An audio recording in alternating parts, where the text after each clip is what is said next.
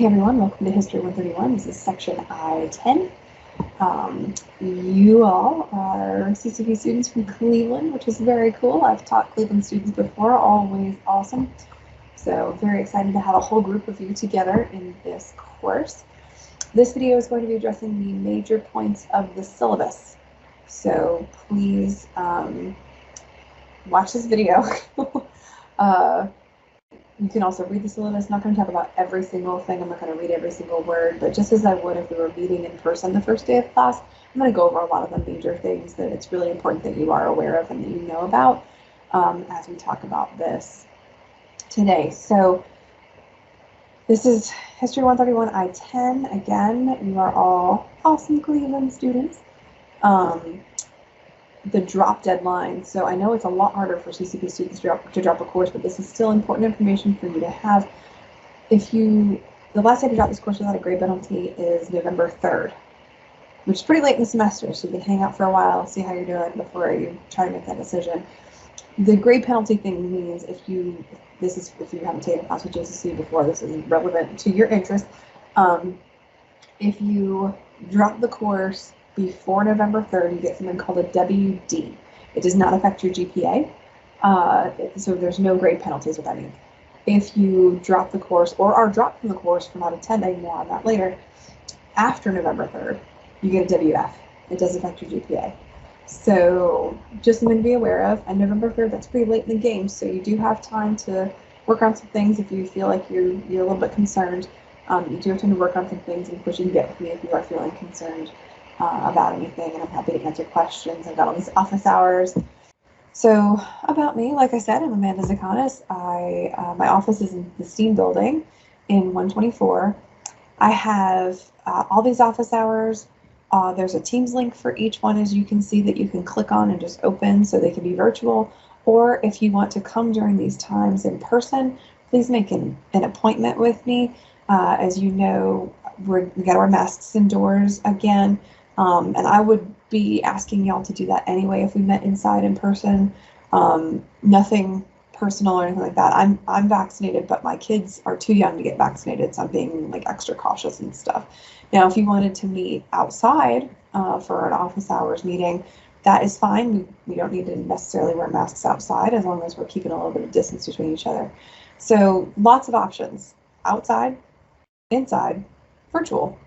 So these times work for any of that. My email address is there, and then my office phone number is right there. So email is the best way to reach me outside of office hours. I check it very regularly, and I will definitely respond to you within 24 hours. Maybe not as much on the weekends, but since our stuff runs Monday to Sunday, probably on the weekends too. Usually instead of 24 hours, it's more like 12 to 18 hours. So if you email me late at night, like I said, I have 2 young kids. I probably won't get back to you till the next morning. I'm going to bed early. We actually adopted a dog yesterday, and he got up at 5:15 this morning. So definitely not going to be staying up late at night, at least for a long time. So if you email me late at night, it'll probably be the next day before you hear from me. So what the heck class is this? Well, it's a survey of American history, which means it covers a bunch of stuff. It goes through native civilizations before Europeans showed up to the end of the Civil War and Reconstruction. So that's 1877. And topics are varying. We've got traveling to the Americas, we've got colonial revolutionary periods, the development of the Republic and the Civil War, and you should be able to analyze significant political, socioeconomic, and cultural developments in early American history by the time you're done. This will be entirely online, so when you signed up for this class, it had an I in the section number. That means that it is an asynchronous online course. We do not have any regulated meeting times. It's all online. Everything's through Blackboard. But I make videos and stuff, as you can see, so you'll definitely see my face, and you're going to have some video discussion board assignments too. I think there are maybe 4. So I'm going to get to see your faces too, which is very exciting.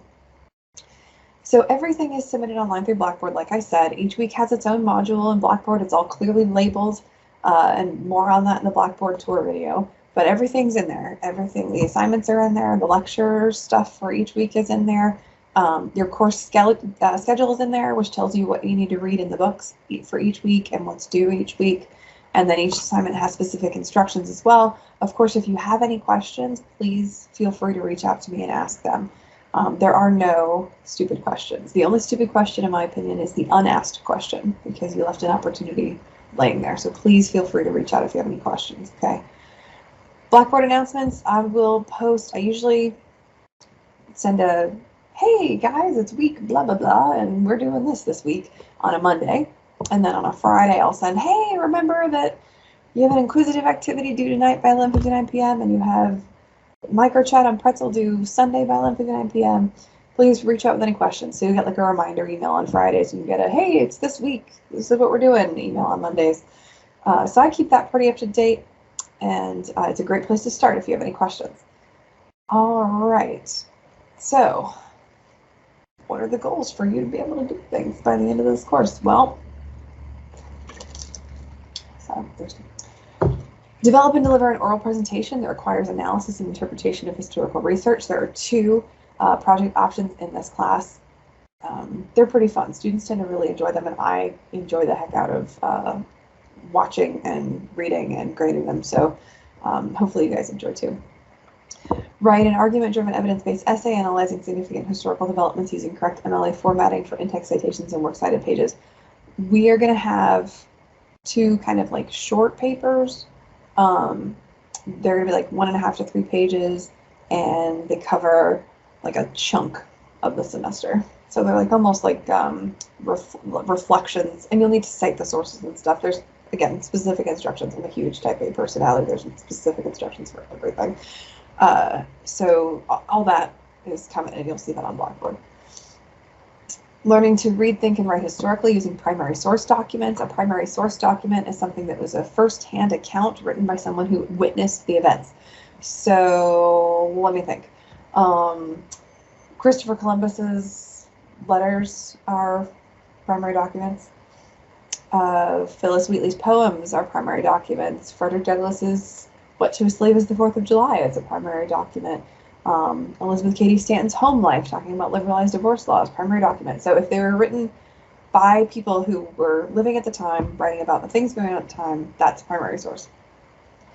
You have an entire book called Voices of Freedom, which we'll get to that in a second, that is a primary source reader. It's got little introductions by the author, but then after there's like a little couple lines, and then after that starts the document. So you have an entire book of those things. There are some additional ones on Blackboard as well. Practice critical thinking by creating evidence-based arguments and challenging arguments you are given. What is critical thinking? Well, to be a smarty pants, it's thinking critically, but what I would say is it's questioning what you're told. You're going to not agree with every single person. I certainly hope you don't agree with every single person we read about. They've been dead for a really long time, so we're not going to offend them by, saying we disagree with their ideas. You might disagree with an argument Fodder makes in the textbook. That's okay. Back it up. Why do you disagree? What evidence did you see that points to something different?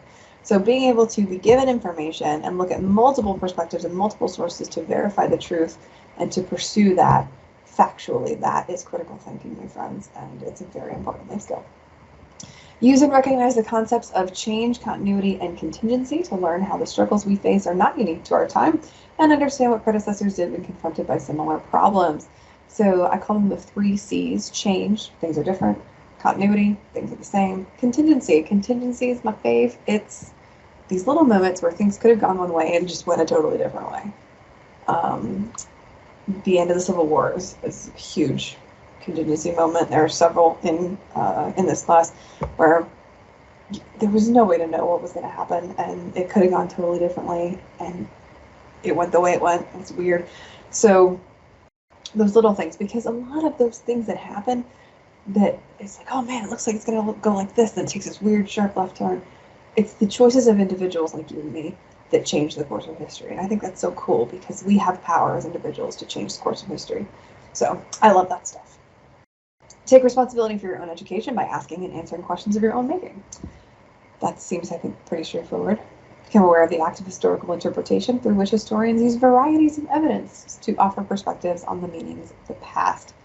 Make academic arguments about history using reasons and evidence supporting those reasons that are appropriate to the field of study. That's going to be something you're going to do pretty much every assignment. I think every assignment. Yeah. Understand some of the economic, political, environmental, and cultural causes that together transformed life in North America. And finally, witness the creation of an independent United States and its periods of peaceful union. And then lastly, consider questions of race, class, sexuality, gender, region, ethnicity, and culture to evaluate the continuing struggles for equality and access in America. And that's one of my faves because we are going to learn about all kinds of different people and what they were dealing with and facing. Okay, next we've got text, technology, and additional materials. So as you can see, we're using My Materials, which was formerly known as First Day Access, and the bundle is right here. It's 2 digital books. Give Me Liberty is your textbook, and Voices of Freedom, like I mentioned before, is your primary source reader. That's a separate book that's just full of primary documents. As you can see, since we are in 131, which is American History 1, it's volume 1. And this comes with the ebook, the inquisitive, and the tutorials, which we will use all of those things. So it's definitely good to make sure you click that book link when you're logged into the course. The great thing about My Materials is that you've paid tuition, you have the books. The links are in there in Blackboard under the weekly lessons. They're right there underneath that Getting Started. If you've watched the Blackboard tour video, you know that already. So everything's right there. You can click on the books, it'll take you in, and you'll be able to start right away. You are able to opt out of My Materials. There's a note on that right here. However, I want to make sure it's very clear that you have to have the books and you have to have access to Inquisitive. So if you opt out of My Materials and these digital course materials this way, you'll still need the books and you'll still need a code to access Inquisitive. So opting out of My Materials is not opting out of books and saying, oh, I don't have to have books. You would still need to have books and a code. So course overview. How do we explain the rise of an early American Republic and its subsequent division? I think this is a good question. It could be because I wrote it. I don't know. So this whole thing is just what we're doing in this semester. We're starting with native civilizations, learning about a bunch of different places like Cahokia and Tenochtitlan and all these awesome civilizations that existed long before Europeans showed up and with their steel and their facial hair and all these other things that native folks were like, what's going on with these people? Which more on that, in the course. We've got colonization, we've got enslavement, we've got politics, we've got war, we've got social history too, which is like, what were the regular people doing? So a central question at the heart of this course is going to be, what does freedom mean? Because it's going to be a constantly changing definition as we go through the course, as you will see. So we were going to talk about things like Native American ways of life, methods of colonization, the American Revolution, the rise of popular politics, sectionalism, and other things as well. And you're like, okay, Amanda, but how are we going to get graded? Yes, let's get to that stuff. So evaluation, 20% of your grade is participation. So that's going to be engaging with the course materials and your classmates through different activities. I'm using something called Pretzel. I used it in the spring semester and students really enjoyed it. They thought it was more interactive. And there is a video on using Pretzel also that was in your welcome announcement. So hopefully you've taken a look at that, or you will before you start using Pretzel. There's video recordings, like a video discussion board. There's something called an Engage, which is like a written discussion board. There are micro chats, which is sort of like a Twitter feed. There are debates, like all kinds of stuff. So we're going to use a bunch of those different tools to talk to each other about what we're learning every week. Each assignment is linked in Blackboard, so all you have to do is click the link, and in that video it showed you, you click the link, it takes you there, it takes you to the Pretzel homepage, don't do anything. A few seconds later, it takes you right into the activity. So it automatically pulls you in and logs you in, and that way it makes sure you get graded and all that good stuff. So all you have to do is click the link and get started. You will also have inquisitive activities that are linked from the textbook. Again, that's what I mentioned. You get that with the My Materials. So you will need an access code if you decide not to use My Materials, because we are going to use that inquisitive database. So the inquisitives are going to be 10% of your participation grade. The Pretzel activities, like the micro chats and the video discussions, all those things I was mentioning, those are the other 10%. So 10 plus 10 makes 20. And I know I'm not a math teacher, but I know that's pretty good math. So that's participation. 40% of your grade is exams. There are going to be 2 exams in this course, a midterm and a final exam. They're going to be short answer, also known as identification in history, which more on that later, I promise. I have an example on how to do an identification. There's a video on the test format, all that good stuff. And of course, you can ask me questions after you look at those things if you're not sure. The other part of the test will be essay. And so your midterm is due October 10th, and your finals due October 8th. They're going to open up before that, though. So you get one time attempt to take it, but you have multiple days to take it. So you can say you have to work on October 10th, but you don't have to work on October 8th. You can take it on October 8th because it's going to open up earlier in the week. Each exam is worth 20%. Writing assignments, you've got 2 short papers. I mentioned this a little bit earlier when I was talking about the learning outcome with writing. They're 1.5 to 3 pages, so at least 1.5 pages, 2-3 pages, and they're targeted questions about just kind of a chunk of what we've covered in this semester. They run through Safe Assign to check for plagiarism. Please don't plagiarize. There's more on that later. It's really, you're hurting yourself, and it makes me sad, so don't make me sad. The last 20% is a presentation assignment. You will develop a project and give a 5 to 7 minute presentation. I will provide instructions for how to create a narrated video in PowerPoint. You can also use Screencastify and all that good stuff. So there's lots of different ways to do this, and then you'll upload it on Blackboard, and we'll all get to enjoy your project. You'll have 2 choices for what you do for your project. The first one is designing your own historical monument or memorial, and you get to make a visitor pamphlet to go with that as well. The second is creating an educational outreach plan to address gaps of awareness about historical events, and then you'll make a digital exhibit to fill in those gaps. And each of those projects has specific instructions, videos going over the instructions, and rubrics available to you. So again, I'm trying to make everything right there so you can learn exactly what's expected of you. And of course, you can reach out to me with questions if you're not sure or you don't understand something. Projects are due on November 22nd, or sorry, November 21st. I can't read numbers. And I was just talking about my math skills now in 10 plus 10. The project and recorded presentation will be uploaded to Blackboard. So November 21st is week 14, but you're actually going to put it in week 15 so that classmates can visit your project and offer feedback. All this stuff is going to be in the Grade Center in Blackboard, and each assignment, like I said, has very specific instructions. The primary focus is going to be the quality of the content. Did you answer the question and follow the prompt? Then after that, did you support your answer or argument with the proper evidence from class readings? We are all about making arguments in history and backing those up with evidence.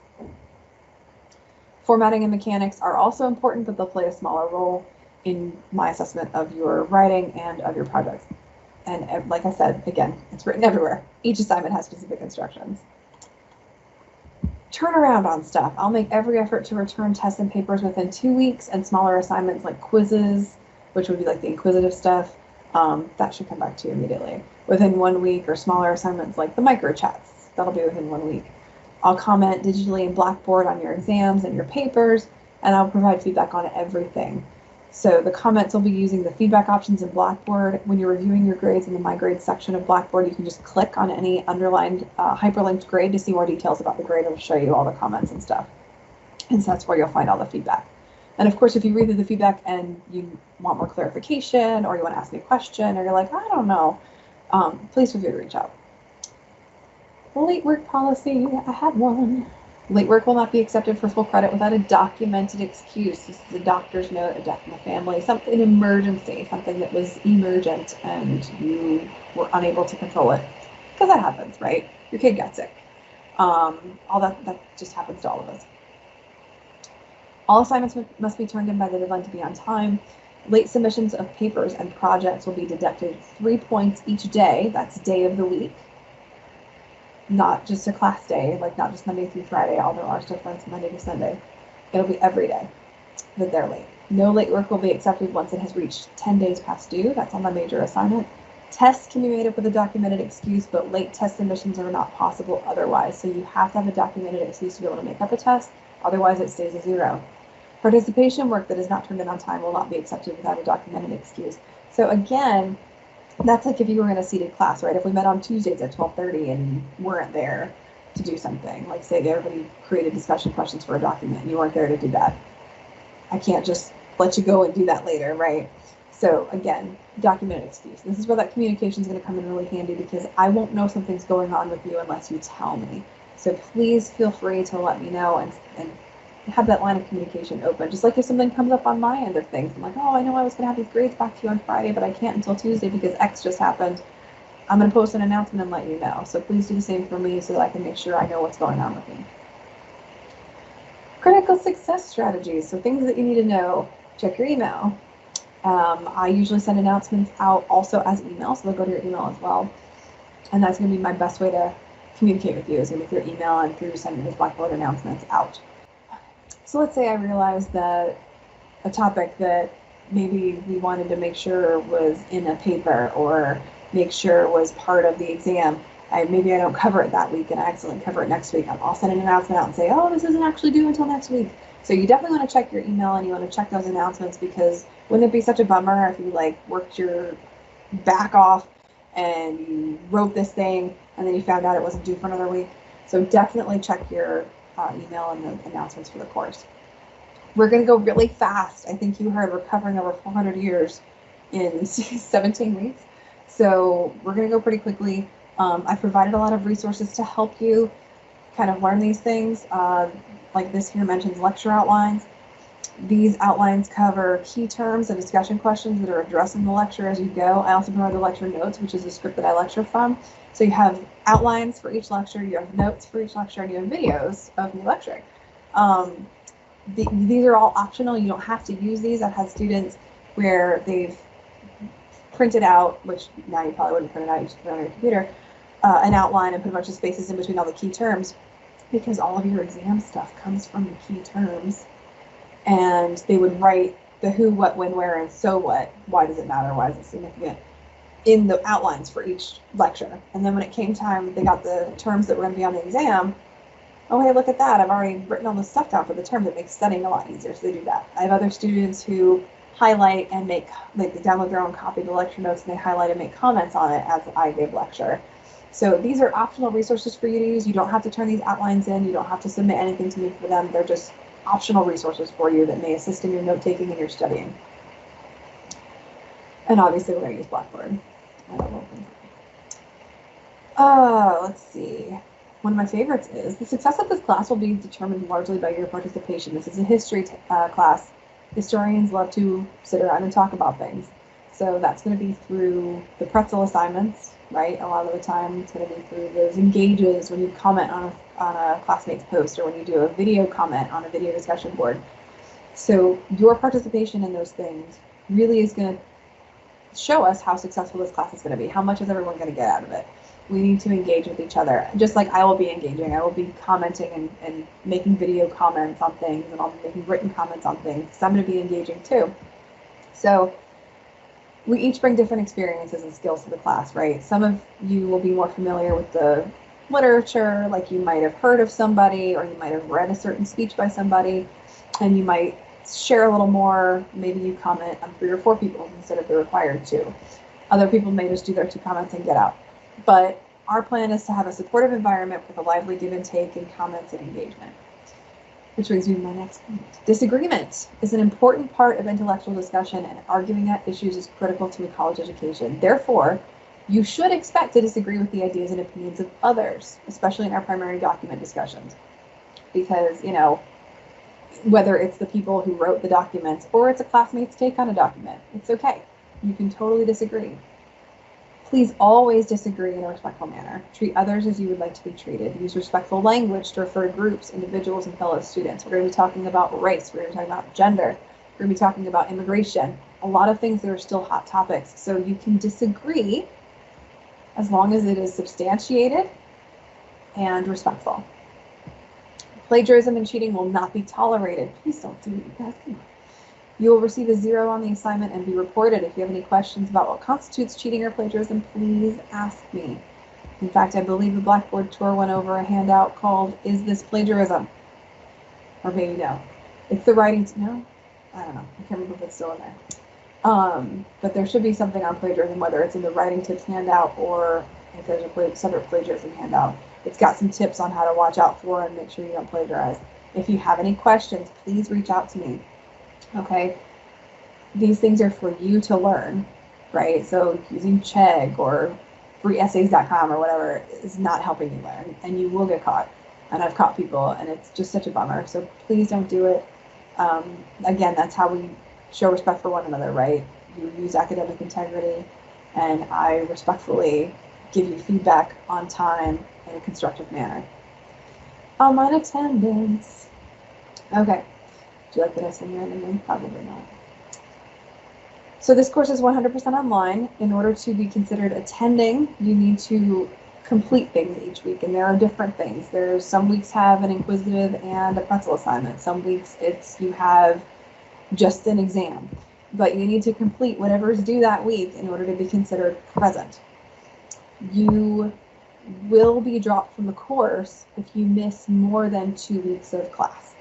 So if, let's say, in 1 week you have an inquisitive and a microchat due and you don't turn in either of those things, you're absent that week. If you then the next week there's the exam and you don't turn that in, not only is this hurting your grade, right, but you're absent as well. So that's 2 weeks already. If you didn't go through another week and you don't turn stuff in, whether it's that week or 8 weeks later, then you've missed enough class where I do have to drop you. That's JCC institutional policy. I cannot not do it. Now, if you have stuff going on that's preventing you from turning things in, that's where that communication is going to be really important, right?